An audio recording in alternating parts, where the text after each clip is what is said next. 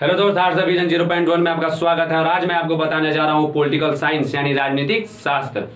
किसी भी विषय को पढ़ने से पहले सबसे पहला ध्यान दिया जाता है कि उस विषय के बारे में विशेष जानकारी, आखिर वो विषय का अर्थ क्या है, उस विषय के बारे में आप क्या जानते हैं। आज मैं सबसे पहले आपको बताऊंगा राजनीतिक शास्त्र के बारे में।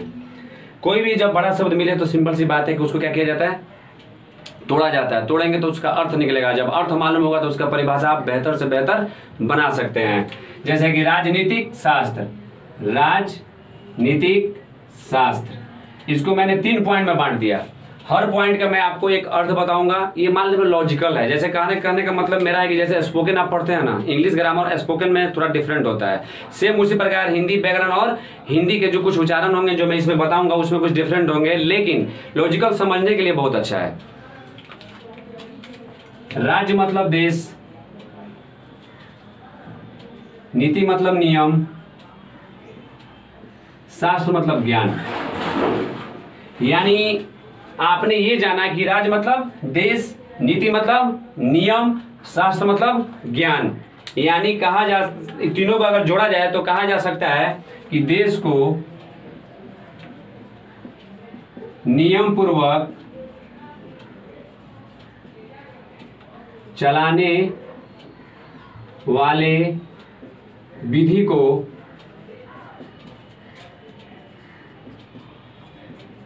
राजनीतिक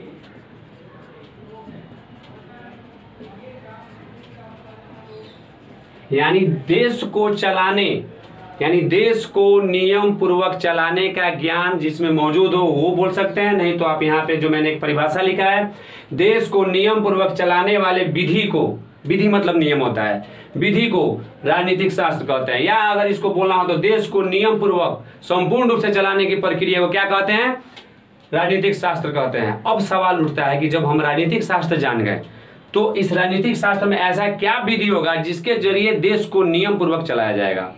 तो इसके लिए होता है संविधान। क्या होता है, संविधान। संविधान, अब इस पर थोड़ा सा गौर फरमाइएगा आप। संविधान है, इसका अर्थ होता है कानूनों का संग्रह, कानूनों का संग्रह। यानी संविधान का शाब्दिक अर्थ क्या होता है, कानूनों का संग्रह। लेकिन अगर किसी को समझाना हो, बहुत जगह ऐसे है जो आदमी शुद्ध हिंदी नहीं जान पाता है, शुद्ध इंग्लिश नहीं जान पाता है, बहुत ऐसे शब्द आते हैं जिसका उच्चारण किसी को मालूम नहीं होता, तो आप उस भाषा में उसको समझाइए ताकि उसको समझ में आ जाए। यानी जन भाषा कहा जा सकता है कि आप जहां भी जाइए तो जन भाषा में उसको समझाइए ताकि उसको आपकी बात समझ में आ जाए। जब बात आपकी समझ में आएगी तो उसको पढ़ने भी मजा आएगा और समझने में भी मजा आएगा। पढ़ाई पढ़ने में मजा कब आता है, जब आपको समझ में आता है। तो हम इसको थोड़ा, इसको भी तोड़ेंगे, इसको तोड़ेंगे तो इसको भी हम 2 भाग में तोड़ा। इसका उच्चारण न और म दोनों में होता है, तो ये हो गया सम, विद्या, बचा 9। यानी साइंस का एक रूल है कि जब 2 चीज आपस में मिलता है तीसरा अपने आप मिल जाता है या बना दिया जाता है। यानी इन दोनों शब्दों के अकॉर्डिंग मैं क्या करूंगा, इस शब्द को बनाऊंगा। 9 से बहुत सारा उच्चारण हो सकता है, नहीं भी हो सकता है, निहित भी हो सकता है, लेकिन ये शब्द क्या मांग रहा है इस पे थोड़ा गौर करेंगे। तो यहाँ पे हम जोड़ेंगे इसको निहित। यानी मैंने इसको 3 भाग में डिवाइड किया तो इसका कुछ अर्थ निकला। अब इसको मैं सजा दूंगा तो इसके परिभाषा तैयार हो जाएगा। एक पॉइंट और इसके बारे में आपको समझाएंगे।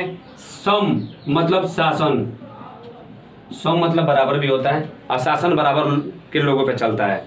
तो सम मतलब शासन, विद्या मतलब ज्ञान, निहित मतलब मौजूद। यानी आप कह सकते हैं कि जिसमें शासन,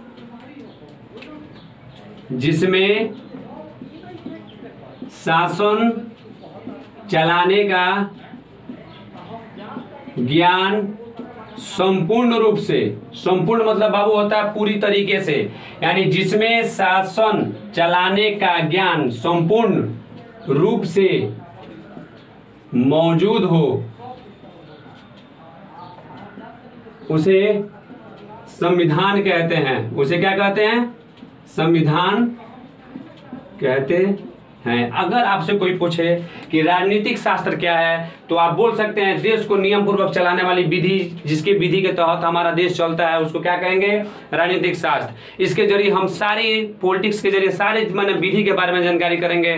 संविधान क्या है, लोकतंत्र क्या है, राजतंत्र क्या है, किस तरह देश को चलाया जाएगा, कौन से अधिकार आपको मिलेगा, कौन सा अधिकार आपको नहीं मिला है, कौन सारे अनुच्छेद हैं जिसके जरिए आपको ये सारे अधिकार दिए गए हैं।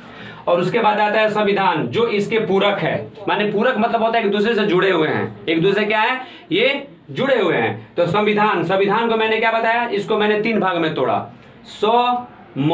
सम, विद्या, निहित। यानी सम मतलब शासन, विद्या मतलब ज्ञान, निहित मतलब मौजूद। यानी जिसमें शासन चलाने ज्ञान संपूर्ण रूप से मौजूद होगा उसे क्या कहेंगे, संविधान कहेंगे। अभी कुछ देर पहले मैंने आपको बताया था कानूनों का संग्रह। कानूनों का संग्रह, संग्रह का अर्थ होता है बाबू इकट्ठा।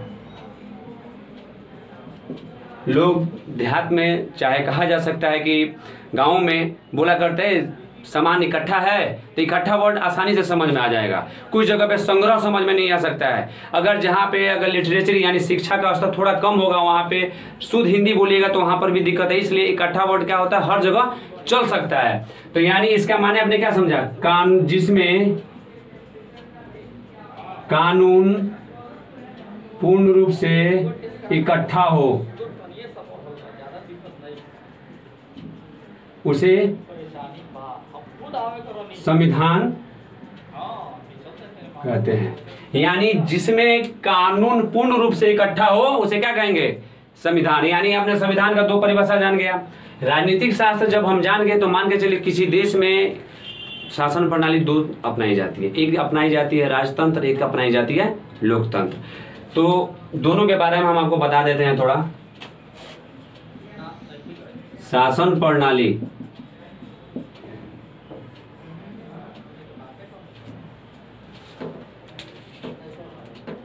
एक है राजतंत्र, दूसरा है लोकतंत्र। ये 2 प्रकार की शासन प्रणाली है जिसको कोई ना कोई देश अपनाता है, कोई ना कोई देश अपनाता है। तो मान के चलिए राजतंत्र, राज मतलब राजा, तंत्र मतलब शासन। यानी जिस देश में राजा न्यायाधीश के साथ साथ अर्थव्यवस्था को संचालित करता हो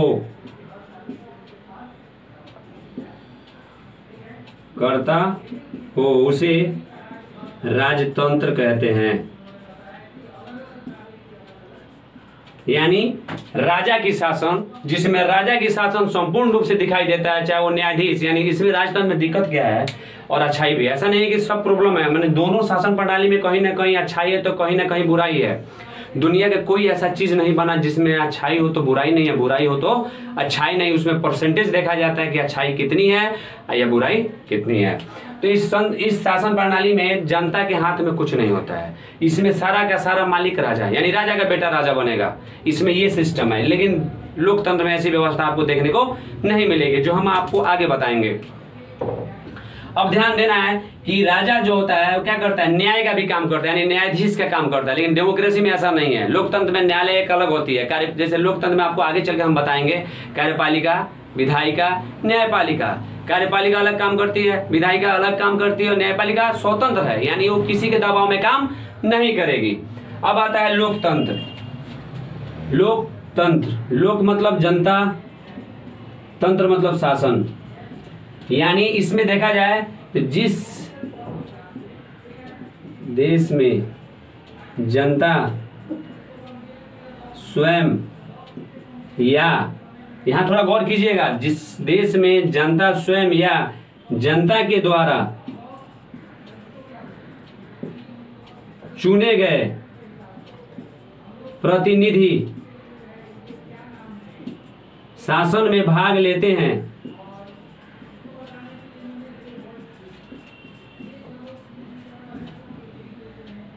और सत्ता को चलाते हैं, उसे लोकतंत्र कहते हैं। यानी इसमें क्या होता है कि जिस देश में जनता स्वयं या जनता के द्वारा चुने गए प्रतिनिधि शासन में भाग लेते हैं और सत्ता का संचालन करते हैं, उसे क्या कहते हैं? लोकतंत्र कहते हैं। इसको अगर ये थोड़ा लॉन्ग अगर हो जाता तो शॉर्ट में आपको बता देता हूं कि इस शासन प्रणाली के बारे में अमेरिका के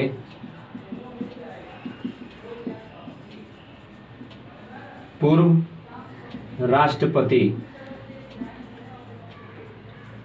अब्राहम लिंकन ने बोला है, लोकतंत्र जनता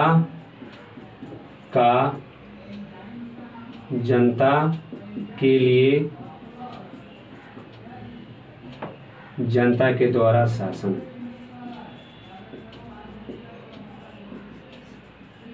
यानी लोकतंत्र की सबसे अच्छी परिभाषा दी है अमेरिका के भूतपूर्व राष्ट्रपति अब्राहम लिंकन। इन्होंने कहा कि लोकतंत्र जनता का मतलब जनता के लिए, यानी हम सब के लिए, जनता के द्वारा यानी हमारे द्वारा चुना जाएगा। यानी हम मतदान करेंगे तो हम जिसको चाहे सरकार में लाएं और जिसको चाहे सरकार में गिराएं। अब ये सारा का सारा दारमदार जनता पे टिका हुआ है। अब जनता जिस प्रकार से अपने नेता को चुने और जनता के द्वारा शासन और हमारे द्वारा ही सत्ता का संचालन किया जाता है। तो यानी ये लोकतंत्र के बारे में आपने ये जानकारी ली।